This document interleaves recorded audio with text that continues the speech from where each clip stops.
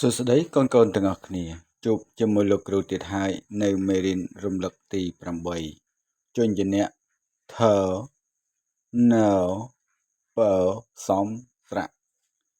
បាទអញ្ចឹងដើម្បីកុំឲ្យខាត់ពេលយូរកូនដែលពុំទាន់បានចុច Subscribe កូនចុច Subscribe និងចុចសញ្ញាកណ្ដឹងដើម្បីទទួលបាននៅមេរៀនថ្មីៗពីលោកគ្រូតោះឥឡូវយើងចូលការអានព្យាង្គបាទនៅក្នុងការអានព្យាង្គនេះលើកូនមើលក្នុងប្រអប់នេះតោះធ្វើការសំប្រកបជាមួយលោកគ្រូទាំងអស់គ្នា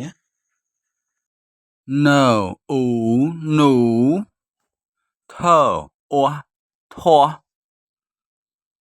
ពអ៊ូពុណអ៊ីនីថអ៊ូធុណអឺនពអ៊ូពោះថអ៊ូធុពអះពះណអ៊ឺនឺថអ៊ុំធំពអ៊ៅពៅថអ៊ាំធំពអ៊ូពូណអ៊ឺនឹថអ៊ុំធំបាទបន្ទាប់ពីកូនធ្វើការសំប្រកបជាមួយលោកគ្រូឥឡូវកូនមកធ្វើការសំប្រកបនិងអានពាក្យជាមួយលោកគ្រូទាំងអស់គ្នាតោះចាប់ផ្ដើមថអ៊ូធូនិងរធូតអ៊ុំទុំណអេនេនិងរនេទុំនេសអំសំពអះពះសំពះពអ៊ូពូថអៅថៅពូថៅសអាសាថអ៊ុធុសាធុកអ៊ុំគុំណអ៊ូនូនិងរនូគុំនូពពអេប៉ែពប៉ែថអ៊ីធាណអ៊ីនីធានាថអ៊ីធាណអ៊ីនីធានីសអំសំពអ៊ៅពៅសំពៅតអ៊ុំទុំពអ៊ីពៀទុំពៀពអេប៉ែញអ៊ីញីពប៉ែញីបាទបន្ទាប់ពីកូនធ្វើការសំប្រកបជាមួយលោកគ្រូមកឥឡូវកូនទាំងអស់គ្នាមកអានដោយពុំបាច់សំប្រកបជាមួយលោកគ្រូទាំងអស់គ្នាតោះចាប់ផ្ដើមធូទុំនេ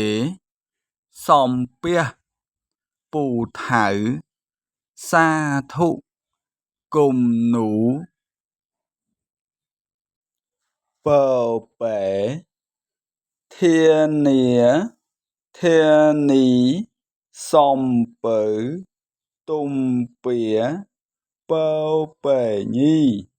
បាទបន្ទាប់ពីកូនបានអានជាមួយលោកគ្រូមកឥឡូវកូនទាំងអស់គ្នាមកធ្វើការអានល្បះជាមួយលោកគ្រូទាំងអស់គ្នាតោះចាប់ផ្ដើម